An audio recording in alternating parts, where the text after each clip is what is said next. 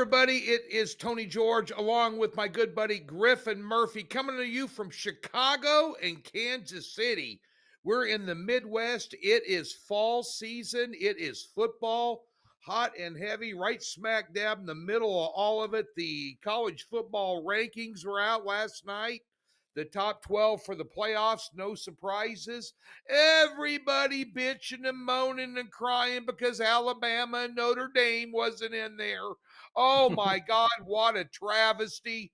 Nonetheless, we're going to talk about some teams that are in there today in our college section, and of course, coming to you with some NFL plays as well. 4-2 on the show last week. Griffin, we couldn't get on the YouTube channel last week. However, almost 1,600 tuned in on the live stream and then archived over at Twitter. So, buddy, after a 4-2 week, they showed us a little love last week. Yeah, absolutely. And you know who else showed me a little bit of love? Indiana in that first half. And you know what? If we were on Twitter right now, I'd send that present you sent me right back at you. But you know what? This is YouTube, so we have to keep this as clean as absolute possible. But my God, did Indiana come out rolling your Cornhuskers, Tony? Oh, Brutal man. beatdown, man. Let me give you a final score in the Ohio State game where Nebraska is a 25-point underdog. 58-10. That tell you anything? Brutal. Come on. Oh my God, we're in for another ass kicking this week. Not ready for prime time. And as I stated earlier this year on some future shows, Nebraska, including me as a fan, as an alum, be happy with a bowl game. First one in about 15 years or however long it's been. It's been a drought. So, Indiana, no joke, dude. I was going to ask you, Tony, is this team for real or what? How about this Roku kid? I can't even say his last name. I've watched Indiana play every single game this far this season. This kid is absolutely immaculate. I mean, coming out of the MAC, and now you're in the Big Ten, and you're playing football like that against this level of competition. Indiana, in my eyes, they're for real, man. And I know we're not going to talk about them on the show today, but going down the line, I really am looking forward to giving a breakdown on that team going further. Yeah, they're covering by like 19 points against the spread or something crazy like that. It's just insane. And they've got another game this week where they've got college game day out there. They had Fox's pregame, with Urban Meyer and Brady Quinn, all those guys there last week. So the focus remains on them. And I will tell you, Nebraska is no pushover. I mean, that's a fairly solid team with a lot of talented players, and they put them over their butt, just their knee, and just whipped their butt out behind the woodshed. It wasn't even a game. And they lost Rourke, the Roku, whatever you want to call him, Rourke during the game, and the second stringer came and they didn't even have a drop off. They just kept putting up points. They are a friggin' machine, and they're buying in. And great game by Indiana. Last week we saw. I predicted the under in the Tennessee-Alabama game, but Alabama goes down again to Tennessee. Griffin did not look good doing it. We potentially could have a 3-loss Alabama team this year. USC goes down to Maryland. USC has played 5 Big Ten games now in their new conference, and they're 1-4. And they're playing Rutgers. They're laying 14 on Friday night against Rutgers, who's got a better record than them. Rutgers are sneaky. Man, I tell you what, they're begging you to take Rutgers there. And there's an interesting week in college football. I went unbeaten last week in college football, hit a top pick. I know Griff nailed the game of the year, the Miami Hurricanes, in an absolute shootout. I had them as a 4-unit pick myself. I had them written up before Griff told me what the play was, so I didn't. I was going to make a bigger move on them, but there was a few nervous moments there in the second half for Mr. Murphy. I got a few texts that were frantic at times. Dude, Cam Ward throwing the ball. Is it forward or not? I'm sitting there at circa like, please tell me, please. Oh my God, that game, the entire game, Tony, back and forth, back and forth. What a shootout. What a great game. And it really exposed some things out of that Miami defense that we will talk about in this show going on today. Yeah, we're going to talk about Miami and Florida State. Usually a one you want to really you circle on your must-see TV calendar. I'm not so sure it's that this year. But let's start out in the SEC and get. And by the way, I'd be remiss to my duties if I didn't tell everybody I lost my 8-unit totals play of the year with Atlanta and Seattle going over the total. Atlanta, Kirk Cousins just dropped a big deuce on the 50-yard line that entire game, and they pulled him. Then they put their starters in with 3 minutes left, including Penix, and they ran the ball every play to kill the clock. They didn't even try and score. Brutal 4-point loss there. Tell it like it is. Okay, I've been rolling along. I was unbeaten for 5 weeks with top picks, but we did take it on the chin. We tell it like it is here. We'll make it up to you this Sunday in the NFL, I promise you. But let's get to the show plays here today. And the Arkansas Razorbacks take to the road to Mississippi State. Now, Mississippi State, kind of the doormat of the SEC this year. Mike Leach is gone. Rest in peace, Mike. But boy, they wish they had him back. But they did a couple of valiant efforts, 10-point losses against 2 really good teams in Georgia and Texas A&M. So, Georgia might have been looking ahead in that game to Texas, who they throttled last week, and a little bit of a shocker for a lot of people. But nonetheless, Arkansas on the road laying 6.5, total 57.5. And Arkansas is a 3-loss team this year. They lost to Texas A&M by 4 in a game they could have won. They lost to Oklahoma State in overtime in a game they should have won. And then they lost to LSU by 10 in a competitive game, but LSU got them there at the end here. Arky on the road here. Your thoughts going into this one, buddy? Yeah, Tony, these games, and I want everybody to know, me and Tony, we pick these games. He sends me his 3, I send my 3. We don't know who each other has. And I always want to identify, when I break these games down, the weirdest number. Because when I find the number, that gives me the homework to do, to find the mismatch, to find where am I going with this play, and how am I going to figure out where the answer is, where the best bet is in this play. And this number to me, laying 6.5 against a team that's lost 6 games in a row, I'm going to get right into it. I want to start off by saying Arkansas, this club is very underrated, especially on the offensive side of the ball. They're 2-2 right now in conference play, and they have wins over Tennessee and Auburn, who are both solidified solid SEC football teams. The strength of schedule for Arkansas has been very real, and they've shown out. Despite getting rolled over last week by a thriving LSU club who is thriving. LSU is playing good Tiger football right now. This current Arkansas team is 26th in the nation in total offensive yards per game and 37th in the nation when it comes to the pass. Kalen Green leads the charge, and this kid's a solid quarterback. He's a 2-step quarterback. He moves very well on his feet, as well as he has one of the top college wide receivers in football with Andrew Armstrong. This kid is legit. Yeah. He's got 45 receptions for 650 yards receiving.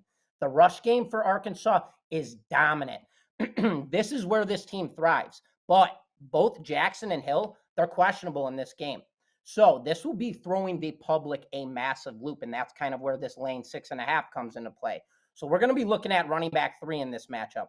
Braylon Russell. He's 6'1", 250-pound running back, and really could bust open a defensive line, as he's currently averaging 5 yards per carry. I have to say, though, Mississippi State losing 6 games in a row, but in their 4 most recent matchups, this is who they've dealt with: Florida, Texas, Georgia, and Texas A&M. Those are 4 very dominating teams. So I'm anticipating in this matchup, Arkansas, they're going to be a little bit slower off the bat, especially in the first half of this game, because they're going to have a different style of football without the running back 1 and the running back 2. That opens up the liability confluence. That is what I identify. Where is the liability? As bettors, we want to always find that liability, and we have one right here. Russell, he's not a breakout running back. He's a strong back who opens up the pass game. But his quarterback, Taylon Green, is hitting just 58% of his passes this season. Now going back to Mississippi State, they've dealt with some of the most potent offenses in their last four games in all of football. And they've been literally, they've been growing every single week, week in, week out. I'm not going to rely on a team here that has lost 6 games in a row. I just can't do it. I'm also not going to rely on a team who's got a quarterback passing 58% and both his running back 1 and running back 2 are out in this contest. So where does that bring me? To early game mistakes. I am taking Arkansas first half team total under 15.5 points. There's too many liabilities on the field and Mississippi State has been playing teams way over their talent pool. So this leads me to that underplay. Again, too many liabilities. Mississippi State, their last 4 games have been absolutely ridiculous when it comes to strength of schedule. And Arkansas is going to have a completely different game plan going into this match because the running back 1 and 2 are out. So this is going to be a completely different spectrum of the football game. So game number 1, Tony, give me Arkansas first half under 15.5 total points. Tony? Yeah, Bobby Petrino back.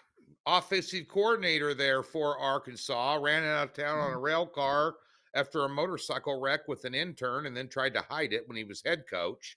But that 57, that game total to me seems high too. I don't know Yeah. what Mississippi State, they're at home here. I was leaning under in that one, and that scares me too. Mississippi State has had his 4-week schedule where I don't think there's a team in the country that could go 4-0 with that schedule. That's how tough it is, dude. I'm talking Texas. I'm talking Ohio State. I'm talking any of the top elite teams in the country. It would be very, especially back to back to back to back. I mean, it's been that's a war. That's like a triage unit when you're done with that deal. And that's honestly, Tony, in my eyes, it's beneficial in a sense and it's non-beneficial. You can Yeah. look at it in 2 ways. It's strength of schedule, which you can open up your next game and not expect that poof, what's it called, shockwave. But at the same time, it's how healthy can these kids sustain for 4 weeks? I mean, I've talked about this before. I'm 28 years old. I go to the gym one time. I come back from the gym the next morning. I wake up. My arms are tired. My legs are tired. Everything like that. These are 21, 20-year-old, 22-year-old kids. At the same time, it's like, how quickly can they recover? Granted, they play their game on Saturday, then they have to come right back up on Monday, suit up, and get ready for another week of football. So, in my eyes, again, Tony, I like the under here. I think Mississippi State could be a little beat up. Shockwave of strength of schedule. So there's a lot to play here. But in my eyes, the pick here is based on liability aspects. But with all that being said, let's shift to some Friday night football, Tony. We've got Boise State heading out to Allegiant Stadium to play UNLV. UNLV, home field underdog, getting 3.5 points. We've got a total sitting at a high 65.5 points. Tony, Boise is rolling right now, 5-1 on the season, 4 straight winners, and coming off a bye week. UNLV, they just took down Oregon State on the road in a 33-25 final and covered the spread. How do you see this one laying out? Oregon State was 9-1 at home in their or 8-1 at home in their last 9 home games prior to that matchup, and then got beat outright. And not only that, they were getting 7 points in that game, and UNLV covered the spread. Tony, how do you see this one playing out? Well, Barry Odom's a great football coach. We've talked about him on this show before. Came out of Missouri, played for Missouri, was a Gary Pinkel disciple, and was an assistant head coach under him, and a coach at Missouri for a while as well. And he's done a tremendous job with UNLV. I mean, Yeah. what can you say? And this is a team also that 3 games in the season lost their starting quarterback because of nil money. He just up and quit the team. And come to find out, Williams is probably better. Here's a guy that left the team that was making 45% completion rate throwing the football, and he thought he needed more money. And he thought someone was going to run to the ticket window to pick him up. Well, good luck. And UNLV steamrolling along, doing a great job. Boise State, on the other hand, did you tune into the college playoff show last night? Number 12, Boise State. They're in as of right now. And this is probably maybe the toughest game they have left on their schedule. Off a bye week. Ashton Jeanty. Anybody heard of this cat? He's a leading running back in America. He is a NFL player. He's averaging over 200 yards a game. Last year, a 44-20 Boise State win. They ran the ball at UNLV for 301 yards, threw for 236. That's 587 yards of offense against UNLV. The total in this game is 65.5. They had 587 yards of offense and managed 44 points only, which is kind of unusual. I think that total might be a little high, but I'll tell you why I'm going to lean Boise State here for the free play. I think Boise State, the only loss they have was a game to Oregon by 3 at Oregon, a game they led in, and a game they could have won. Now, let's take a look at UNLV's loss. That was to Syracuse on a Friday night. Okay? I actually lost that because I laid the 3 with them. Well, you start taking a look now at some numbers, as you alluded to in your first pick. We're starting to look at numbers that we can count on. You know, teams have established their identity. They've established their offensive schemes, their defensive approaches based on injuries, much like what you mentioned with Arkansas. They're going to have to change their offensive philosophy a little bit because Arkansas, as you mentioned in their case, can't rely on that quarterback, you know, to go 25 for 32 for 287 and 2 touchdowns. He didn't have it in him. Well, you take a look here at some numbers. And what I'm doing now is bear in mind, they lost to Syracuse at home, and on the power rating schedule that I have, that's fairly reliable enough last week where I went 4-0 with spread picks. Now listen, I have Boise State 9 points better than Syracuse, a team that just beat UNLV in power rating. I don't think there's a team out there. And I should have looked at Janie's running yards against Oregon. They were substantial. Yeah. You know, UNLV's not going to be able to stop this Oregon. guy. Oh, and no, when Oregon. when you have the ability to control the game and control the line of scrimmage, he's not getting all these yards on his own.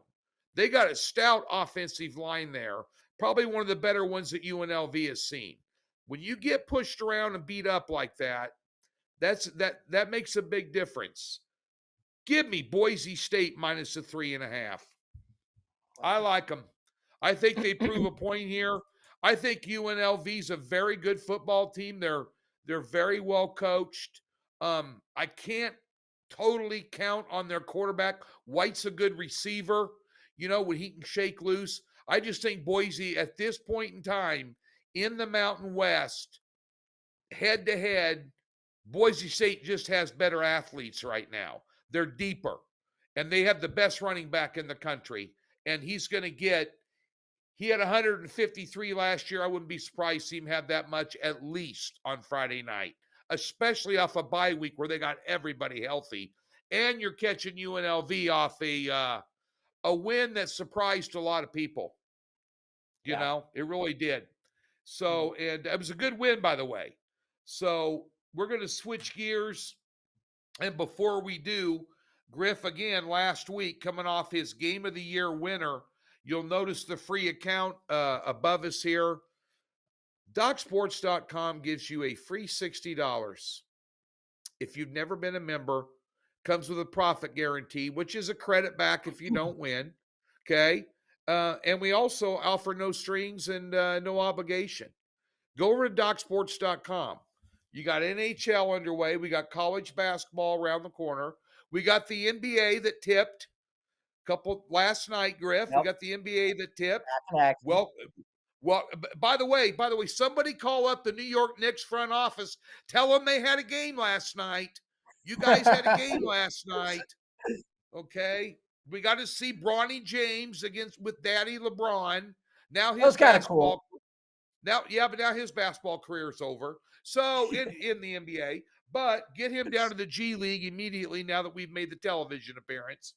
But nonetheless, all kinds of great information early in the season in all these sports, especially in college basketball, which is right around the corner. Be sure and get over there and check out all the free information we have. Griff, myself and Griff, and 11 other guys, 10 other guys, also offer their wares for sale.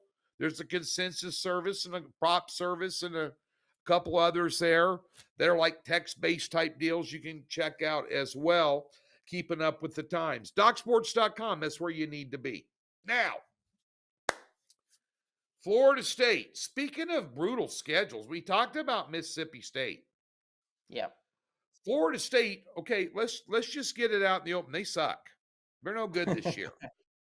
Since they had that unbeaten team and didn't make the Final Four last year, and the coach threw a fit, and I can see the reasons why they lost their starting quarterback, and they decided to slip somebody else in there, so on and so forth. Then they go out and they get their ass handed to them in a bowl game by Georgia, just destroyed them, just ruined the program. And this year they can't get anything going. But their last 3 weeks, they played SMU. By the way, keep your eye on SMU. They are no freaking joke, dude. SMU, dude, they are you want to talk about steamrolling? They're steamrolling big time. Okay, then they played Clemson, who now is on the rise. Good call in the first half last week. You took Virginia in the first half on the show last week. And, of course, they played a one-loss Duke team and just got beat. So, and there's not a lot of teams in the country that want to play that schedule. I know I'm a Husker. I don't want Nebraska to go to Duke and play. Not right now. I'm just telling you. So they've had a tough schedule, no doubt about it. The Hurricanes off a monster game, national TV game, one of the best games that I have seen all year long in college football. Without a doubt. Great football game. Yeah. They got to lay 21 points here against Florida State. Total 54.5. Cam Ward for Heisman. Hang the banner. Hang the banner out in front of the university. The guy is a friggin' rock star. He is an NFL quarterback.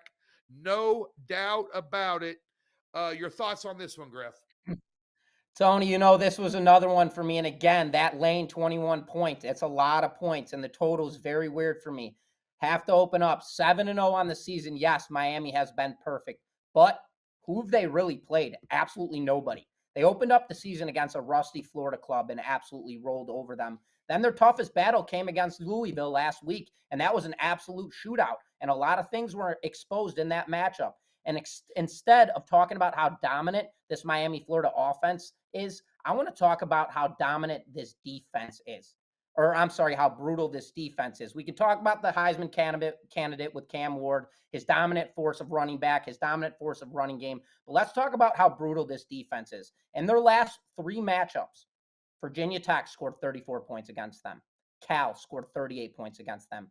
Louisville put up 45 points against them. That is absolutely brutal. I don't care who you're playing. If you want to be the national title winner, whatever the situation is, let alone make college playoffs, I believe now they have like an 84% chance of actually making college playoffs now that they beat Louisville in their most recent matchup. But you need a defense. The linebacker position is horrendous for Miami, absolutely horrendous. There's zero containment. They're soft on the edges, and they can't ever seem to find answers other than relying on their star quarterback with Cam Ward, and that's throwing the deep ball. Defensive coordinator Lance Gurdry is absolutely horrible. This guy can't make any adjustments. He has no idea how to apply pressure on the quarterback from the defensive side, and he does a terrible job defending the run. If Miami didn't have Cam Ward, this guy would be without a job, hands down.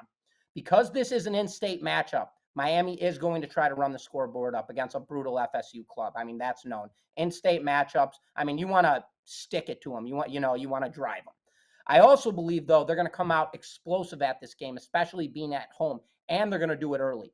FSU, they have a solid secondary. That is the one thing I'm going to give them as a benefit. They have a solid secondary, but they have no defensive pass rush. They cannot stop the run.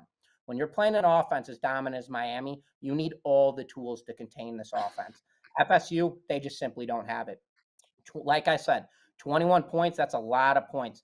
And especially when your defense sucks as bad as Miami's defense does suck. So I want to trim the fat here in this game. Miami, they're at home here. Cam Ward, he's going to do what he does. Offensively, this rapid offense should roll. So where I am looking at in this game is taking Miami here, first half, laying the 11.5 points, cut that 21 in half.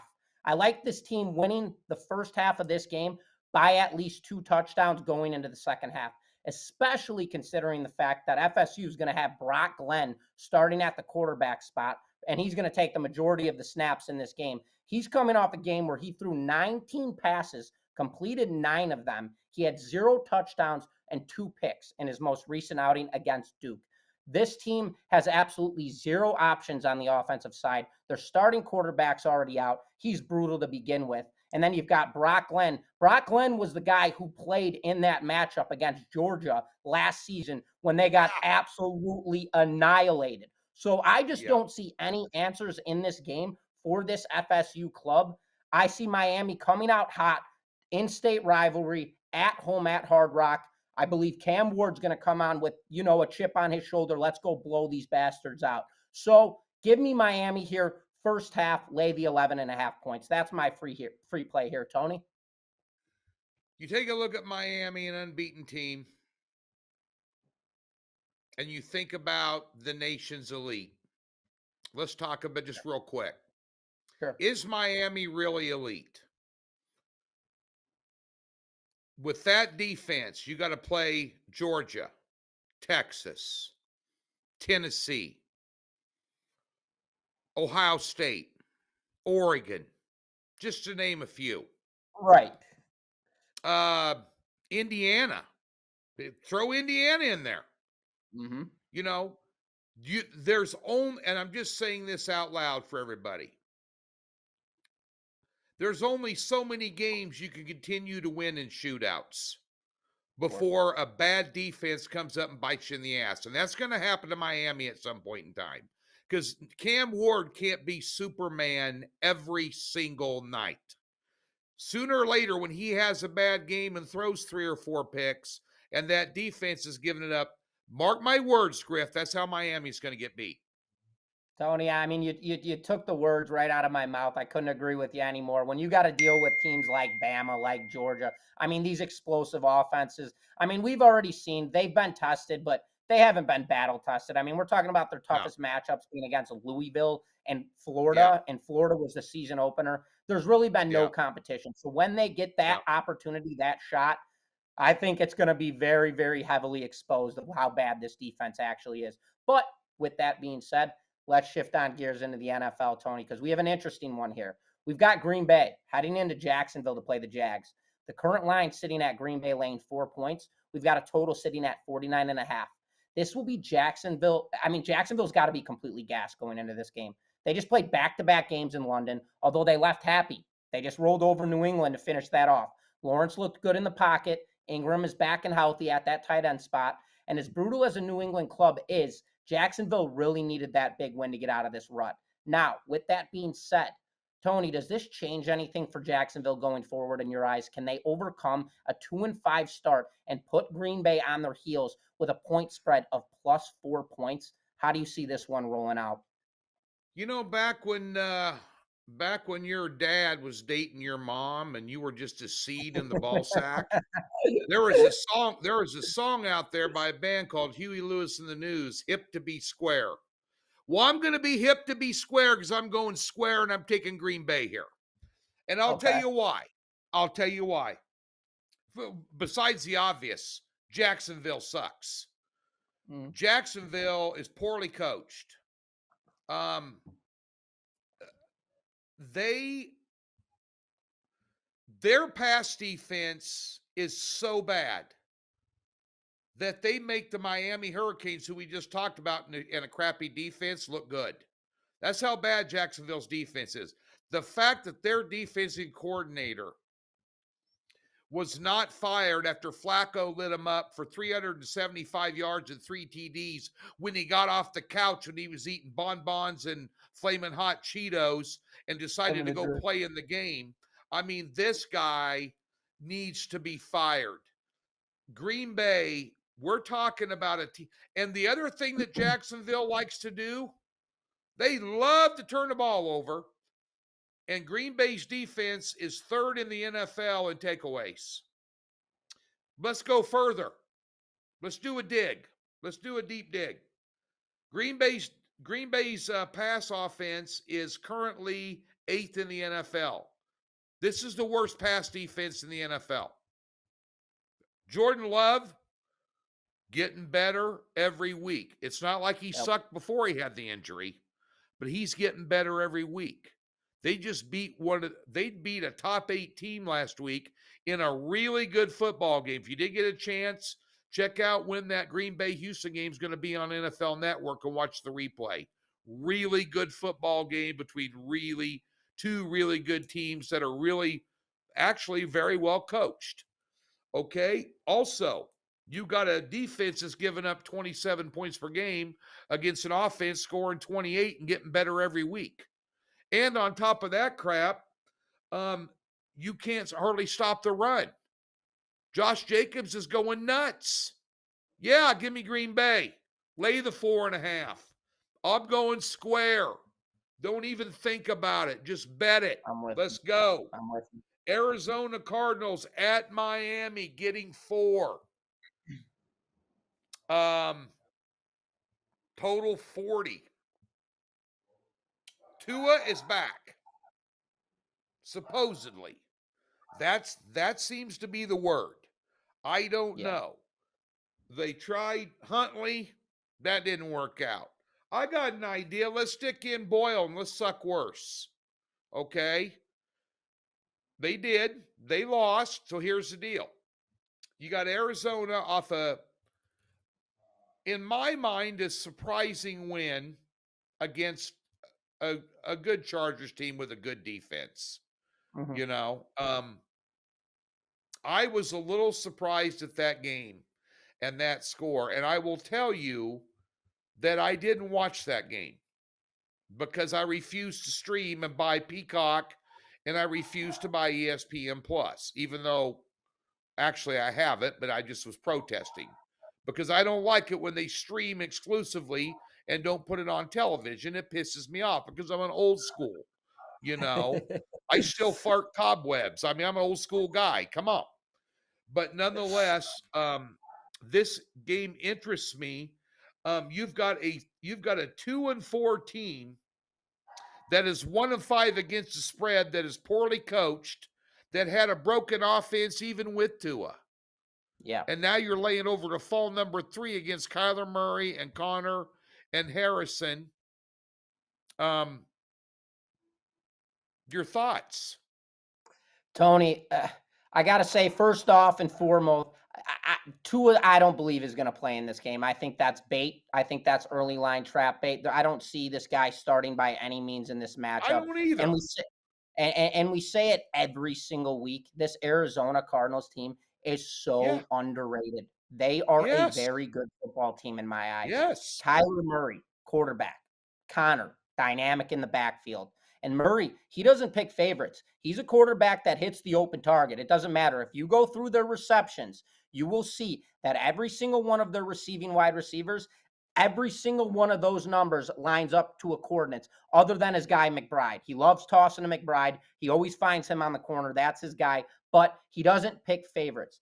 In this matchup, now you've got Tyler Huntley. He's questionable in this game. So Miami still sitting with no solidified quarterback. Skylar Thompson, he's hurt. This guy sucks to begin with. I don't believe Tua is going to be playing in this game. So where does that leave us? Tim Boyle leading the charge for Miami here. And my God, have we ever seen this guy do it? The last time I seen him, he was in a Jets uniform. And I don't think he even played. Yeah. I think he played 2 snaps, and that was the end of it. So another Yeah. case of liability in my eyes. Miami, even if Tua starts, there's no offensive scheme. You can't just put a guy on the field who's been on the bench for 5, 6 weeks and expect that be that lights out Tyreek Hill, Waddle, Mozart offense. It doesn't work that way. You've got to get settled in. You've got to ground your feet. You've got to ground back into the tempo. Once Tua went down, the Dolphins season went down. Miami, I will say, they have a good defense and they've had a pretty tough schedule. And on a metric standpoint, they are first in the NFL when it comes to defending the pass game. Well, you've got to deal with one of the best running backs in football, James Conner. He should bust that defensive line wide open. Miami's offense, they have not scored more than 15 points offensively since September 8th against a brutal Jacksonville Jaguars team where they won that game. I think it was like a 2016 final. So you have to ask yourself the question, why is the total sitting at 46.5 points? And why is Arizona getting 3.5 points? 4 points. This line keeps shifting. Everybody here is on Arizona, but the real play here is a psychological trap. 46.5 points. A team hasn't scored more than 15 points since September 8th, and they're playing the Cardinals, and we have a total sitting at 46.5 points. This is a complete mismatch here, and it's going to expose itself on Sunday. Give me the over 46.5 points in this matchup, Tony. If Arizona is getting points in this game and expected to lose, that tells you there is a mismatch and Miami is going to score points in this game. And if you think that Arizona is not going to put up points in this game with Connor in the backfield and with Kyler Murray leading the charge, well, you're damn wrong, because there is no way that this team is not going to put up 15 to 20 points in this matchup. No way. So with that all being said, this is a full-blown psychological trap. This is a number selection. I look at this game and I have to question every single answer on why the line is what it is and why the total is what it is. And none of it adds up. So what does that tell me? Miami is going to find a way to score points, and so is Arizona getting points in this matchup. Tony, give me the over at 46.5 points in this matchup. That's my free play rolling in. Tony? Well, we're getting to the teaser section. I'll just announce it. Sure. Arizona would be awfully attractive in a teaser too, wouldn't you think? 9.5 points. Yeah. I mean, come on. I mean, Miami? how could we talked that last week with Houston. I said, talk me out of it. Talk me out of Houston getting that over 3 key numbers. I mean, just, I'm not the talking same out of thing this here. one. Arizona just doesn't get blown out like Houston. They stick around in every game, and that's one sneaky thing we're leading into Tony's teasers this week. You look at teams that hang around and that are pesky, getting big numbers. When you add the 6, when you're getting through 3 or over 3, through 6, through 7, sometimes through 10. The average margin of victory in the NFL is just under 6 points per game over the last 10 years. And you're getting 6 with a team that's already catching points, that's pesky, and that has a quarterback that can make big plays. C.J. Stroud make big plays. What's Kyler Murray do? Makes big plays. Anywhere he can get it down the field. He's indiscriminatory, as you mentioned. So just saying that there is an attractive. I think this weekend, when you look at a lot of these lines, Griff, and I'll throw this back to you. I think this is a weekend in the NFL that you play a crap load of teasers. I think there's some numbers out there when you start adding 6 points, or in some cases take 6 points away, that it's a very attractive bet. It's a high percentage bet. Sure. There would have to be a lot of things that could go wrong in order for them either not to shave 6 points off or add 6 points. There'd have to be a lot of stuff to go wrong. For instance, the New York Jets and the New England Patriots. Well, I wouldn't call Jacksonville's win over New England last week in London a signature win. Okay. Now, I don't think that Houston, when they beat them 41-7 in here, we're considering that a signature win. That was a ho-hum win, you know. Jacksonville, they're probably celebrating. That might be one of the only teams they can beat. But that being said, the New York Jets with Devontae Adams, Lazard, Cook, Wilson still look like an ass clown against Pittsburgh Steelers. Yeah. I mean, Terrible. Pittsburgh was one of my teasers last week. Mhm. You know, they couldn't get it together. I've said all year long, all year on this show, that the New York Jets offense is broken, that Aaron Rodgers is over the hill. His best days are behind him. Aaron Rodgers is an average quarterback in the league. He's an average quarterback. I agree. Everybody's up there. They're, you know, just going absolutely ape crap there in New York. We got Aaron Rodgers. Oh my God, the guy's a cancer in the locker room. He's a cancer to the media. He disenfranchises players. He throws teammates under the bus, and he's playing like dog crap. Yep. Come on, dude. Now, that being said, sooner or later, this offense is going to break out. This is the game they do. Take away the 7, lay the 1 point with the Jets in a 2-team 6-point teaser. Now, let's talk about your Chicago Bears. Let's talk about it, Griff. Let's do it. This is your involvement. They're on the road now. Word was that the ribs of Jaden Daniels, because this is a game that many people anticipated all year long. This is a battle of the couple of the top draft picks from last year at quarterback. And your boys, your Chicago Bears, you're right there in Chicago. Mm-hmm. Your boys, you're eating that deep dish pizza, shaking your head. We got him. We got him. And we're going to win. You know, once we win the division, then in 2025, the White Sox are going to the World Series. It's all coming together for us. Us boys in Chicago. But nonetheless, this opened up Chicago too. Now, word is that Daniels may in fact play. And I haven't heard anything, but okay, let me see the live lines here. Okay, down from 2.5. I got Washington +8 at home. Did you see Marcus Mariota's numbers last week when he came in the game? Played phenomenal, Very dude. good. 15 for 20. He looked great. Yeah. Yeah. What you got that? Jaden Daniels has managed that team with smarts and poise and making big plays and good decisions, big plays with his feet, which Mariota can still do. Sure. Okay, he's always been a dual threat quarterback. Roll back the clock. Remember watching him play at Oregon, you know.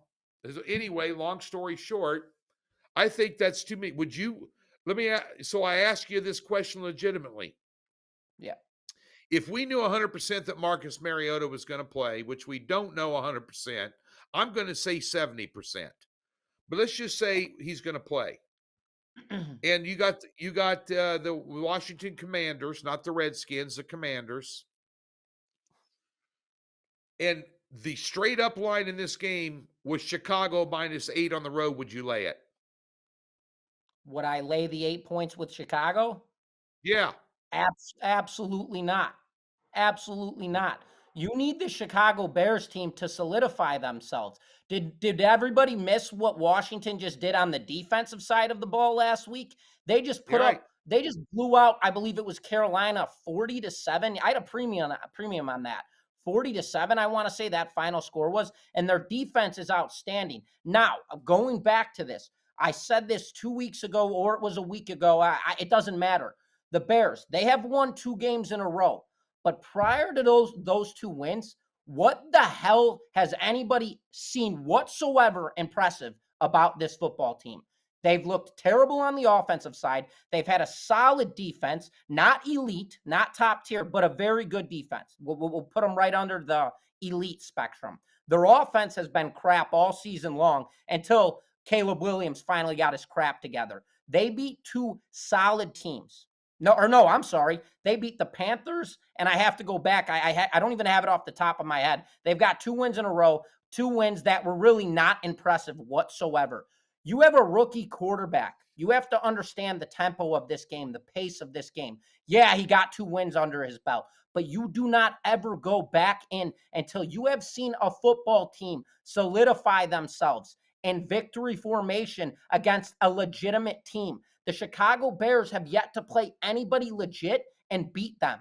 Until the Bears do that, you stay the hell away from this team. I don't care what they're doing. The public is going to be all over the Bears money line. Daniels is hurt with the rib condition. You got Mariota starting. Bears are finally flying high. Caleb Williams looks great. All this BS, all this crap. I'm not sold on any of it, nor should any of you. The public's going to be all over it. The sharps know best. You wait. Sit and be patient. I'm going to be a fan this Sunday watching this game. I can't wait to watch them play the Commanders. It's going to be a hell of a game, and I hope Daniels does play because I'd love to see the Caleb Williams, Jaden Daniels matchup. I would love to, but I don't think that's going to be the case. I don't think Daniels is going to play, but I would never in a million years. I don't care if the Bears were getting points in this matchup. I would not be touching this game whatsoever. You have to sit on your hands, be patient, wait until this offense solidifies themselves. We've already seen we have a good defense with Edmonds, Edwards, Jalen Johnson. I mean, these guys are all playing their roles. They're doing a great job. The offense is coming together. You got Odunze doing his thing. Keenan Allen playing good football. DJ Moore is Caleb Williams' guy. They're combining together. They're putting it together. But have they put it together? No, they have not finished that. They have not solidified that. So I would not touch the Chicago Bears team until after this matchup with the Commanders. And if Mariota does start and the Bears take that win, I'm sitting on my hands again with them the following week. If they beat Daniels and they go out and prove legitimacy, and Daniels doesn't just take 60, 70% of snaps, he plays the whole game and he looks to full health, then we could start talking about wagering on the Chicago Bears.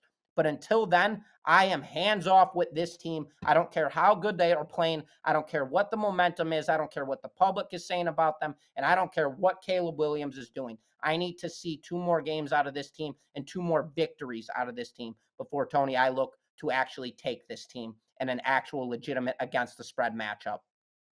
Yeah, I'm not going to get too puffy. I'm not going to get too puffy below the belt with wins over the Rams, the Panthers, and the Jaguars yet. I'm Right. not on the bandwagon there. Washington, a big win over Carolina. They gave Baltimore all they wanted. They got a win over Cleveland, Arizona, Cincinnati, the Giants.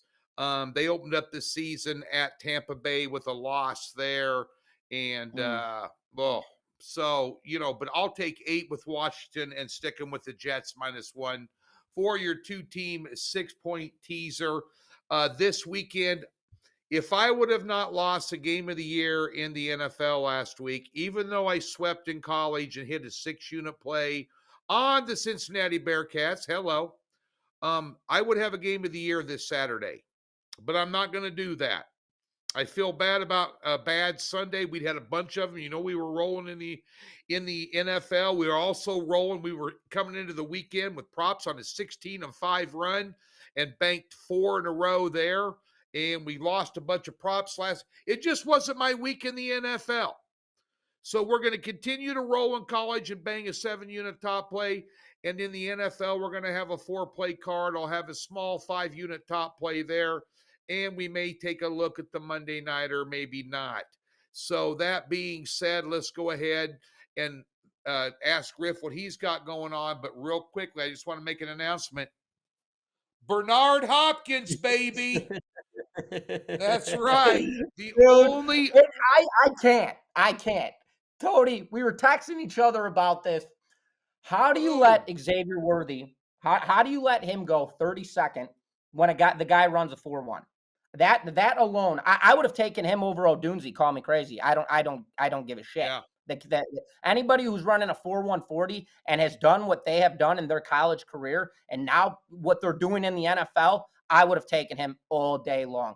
Now, so Hopkins, you've got what's it called? I'm going lost. You got Kelsey. You've got Hopkins. Who are their other receivers, Tony? Why am I going? Rice is out right now. Worthy. I mean, this Hardman. it just stacks up. And then on top of all of it, you got Mahomes. This team is becoming the New England Patriots all over again with Tom Brady. And I'm texting you earlier, and I'm getting pissed off about it. I'm like, you know what? Yeah. I kind of liked the Chiefs, and I'm starting to now getting pissed off because I'm seeing this shit happen all over again. This team is unbeatable. Yeah. Last week, I went 2-0 going into my last game, or I'm sorry, I was 1-0 on NFL Sunday going into that game, and I happen to take the Niners. I'm thinking, you know what? They're the Chiefs getting points here. There's something off. You know, Mahomes owns the Niners. I don't care what anybody says. Mahomes owns the NFL. I'm done betting against the Chiefs. You won't see me doing it all season long. But how now do they go and get DeAndre Hopkins, arguably one of the best wide receivers in all of football? Absolutely ridiculous. Your Kansas City Chiefs are looking very good, not only offensively, but defensively. Chris Jones, I mean, you can name them all off. It's absolutely ridiculous. So, Tony, I'll tip my cat off for your Chiefs here. At least you're in a good spot right now. You had the Royals, hell of a run. Now you got your Chiefs looking to three-peat it. So you're in a good spot. But let's get into how I've been doing in my football selections as of late right now. Sorry, I went on a little bit of a basher here. I was texting Tony this morning, just whatever. I'm dealing with I got the White Sox and the Bears, for Christ's sake. Come on, give me a break. A lot. There was a lot of bitterness involved in those texts, folks. Anyways, man. So I am rolling right now. I have to say I'm hot across all sports. I tell it how it is. I'll tell you guys when I'm playing like absolute crap, and I'll tell you guys when I'm hot. I'm 11-2 in my last 13 selections, graded 6.0 plus for $4,820, including smacking my game of the year last week, 8-unit with the Miami Hurricanes. Absolute smash that. When it comes to NFL on the season, I'm currently hitting 71%. A combined NFL and college football, I'm 31-18 on the season for plus $5,607. When it comes to specifically my 6-unit plays, I'm a perfect 6-0 on the season for plus $3,600. This weekend, last weekend, we smashed our 8-unit play of the year in college football. So you know what we do? We dial it down a little bit. We already got our cash. We already got our bankroll. So now we play risk management. So I wanted to make this play a 5-unit, but I can't. It's too delicious for me. I can't pass it up. So I've got a 6-unit play on Saturday. I have a 3-pack included, small units on the other 2 plays, but my 6-unit, I'd make this a 7-unit, but I can't just because of the fact if I'm a risk management professional, I do financial trading, I do all of that. I understand risk management, and I know as greedy as I want to be and as much as I love the play, as the setup is there, I have to stay down on it. So I'm going to. So 6-unit play on Saturday, including 3-pack. It's a 3-play card. And then on Sunday, I'm coming out with my 7-unit play of our 7-unit best bet play of the week. That will be a 3-play card as well. I had Seattle in my 7-unit last week. Absolutely annihilated that play, +3. That was intertwined. Tony, I found out going into Sunday, had an 8-unit on that. And we're texting each other in the fourth quarter of this game. And I'm not a firm believer in bad beats. I don't like to talk about it. I don't like to say it. But Tony, let's call it what it is. You suffered a bad beat. That's what it was. You needed one damn touchdown in a quarter and a half, and they couldn't even pull through. Pulled up all the starters. It was ridiculous. Whatever. Point being said, I coming off of that game, so I have a 7-unit best bet on Sunday, 3-pack on deck as well. So 6 plays over the weekend, 3 Saturday, 3 Sunday, guns blazing, coming in hot, ladies and gentlemen. So I'm ready for another massive weekend, and I know Tony is himself. Yep, going to roll in college football, continue to roll, going to smash the books Friday and Saturday, and then I'm going to make it up to you on Sunday. Bear in mind, folks, that we had 5 out of 6 like winning weekends, in the NFL. So, and we hadn't lost a top pick in 5 weeks. So it's not, but the thing of it is a lot of guys jump on just for the big play, and to them, you're 0-1. and they're pissed off. I get that. I understand it. When I lose 4 dimes, it stings because that's what I lost on that play.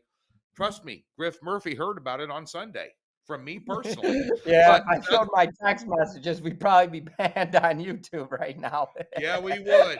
KnoxSports.com, the place to be. Myself, Griff Murphy, 10 other handicappers. We're just the 2 best looking ones. So come over and get our packages this weekend. Take advantage of the free $60. Thanks for tuning in. Thumbs up, subscribe. Follow us on Twitter at TGeorgeSports, at TGeorgeSports, and at G Murphy Wins. Is that right? That's right, Tony. Okay, folks, go ahead and do it. Thanks for tuning in.